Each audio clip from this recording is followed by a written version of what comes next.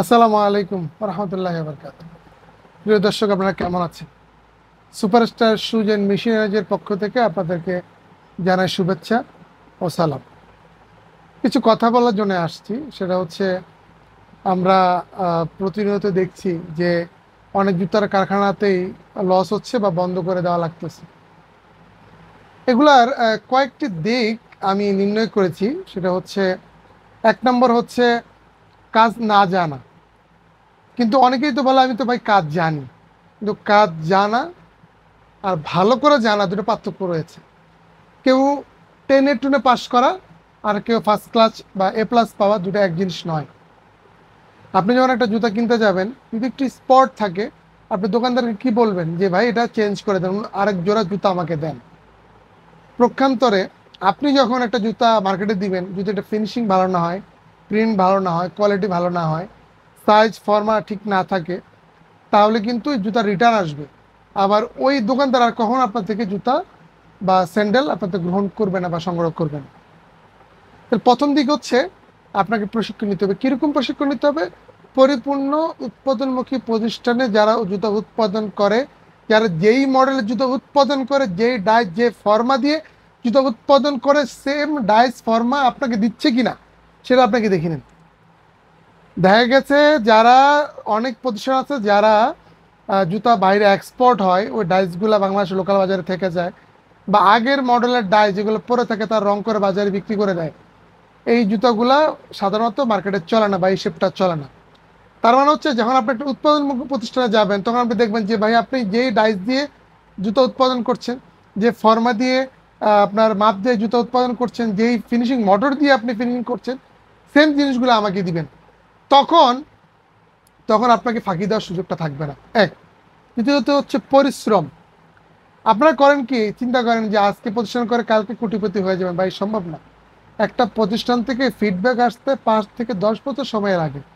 আপনারা বড় বড় যারা প্রতিষ্ঠান করেছে, বড় বড় গ্রুপ অফ কোম্পানি, তাদের জীবন ইতিহাস ঘেটে দেখেন, তারা কিন্তু 1-2 বছরে তারা প্রতিষ্ঠিত হতে পারে না, অনেক সময় লেগেছে।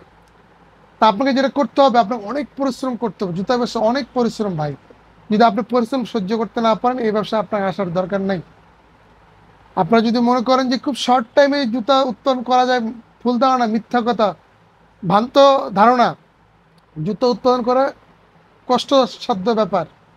প্রথমত কি গেল আপনার, যে আপনাকে পরিপূর্ণ প্রশিক্ষণ নিতে হবে। দ্বিতীয় হচ্ছে পরিশ্রম করতে হবে।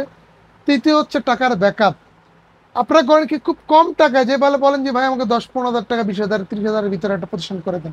ভাই, আপনি যখন একটা উৎপাদনমুখী প্রতিষ্ঠান করবেন, আপনি একটা মার্কেট থেকে কম দামে কোনো রকম একটা প্রতিষ্ঠান 20-25 হাজার টাকা দিয়ে মেশিন সংগ্রহ করলেন, 5-7 হাজার টাকা কাঁচামাল এনে, কিচ্ছু হবে না ভাই, কিচ্ছু হবে না। আপনি প্রতিষ্ঠান টিকে রাখতে পারবেন না। আপনাকে ভালো একটা হ্যান্ডসাম অ্যামাউন্ট দরকার হবে।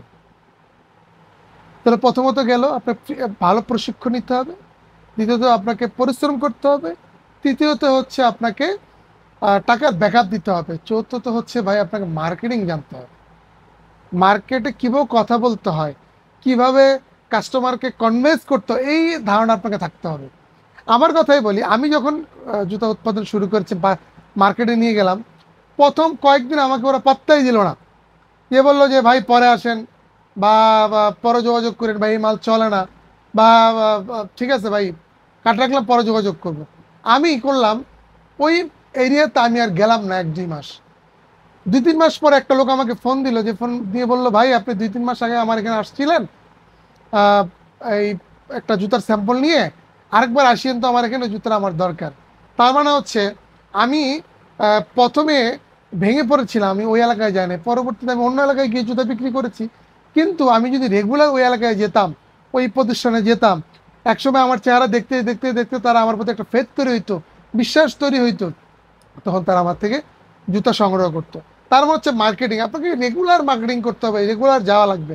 আপনাকে খেয়াল রাখতে হবে এই জুতার যেহেতু, এইসব জুতার যেহেতু আপনার এলাকায় মানুষ পড়তেছে, বা যে এলাকায় আপনি জুতা বিক্রি করতে চাচ্ছেন এই এলাকায় জুতা মানুষ পড়তেছে, আপনারটা কেন সংগ্রহ করবে না? আপনার ভুল ত্রুটি এগুলো আপনি খুঁজে খুঁজে বের করবেন। আর হচ্ছে ভাই, মনস্থির করবেন যে কিভাবে একটা প্রতিষ্ঠান করতে আপনাকে যা করা লাগে আপনি তাই করবেন। এই সবগুলো সমন্বয় যখন আপনি একটা প্রতিষ্ঠান দাঁড় করানোর চেষ্টা করবেন, আল্লাহর রহমতে, আল্লাহর দয়ায় আপনি ইনশাআল্লাহ প্রতিষ্ঠিত হতে পারবেন ইনশাআল্লাহ। দোয়া রাখবেন। আজকে এ পর্যন্ত। আসসালামু আলাইকুম।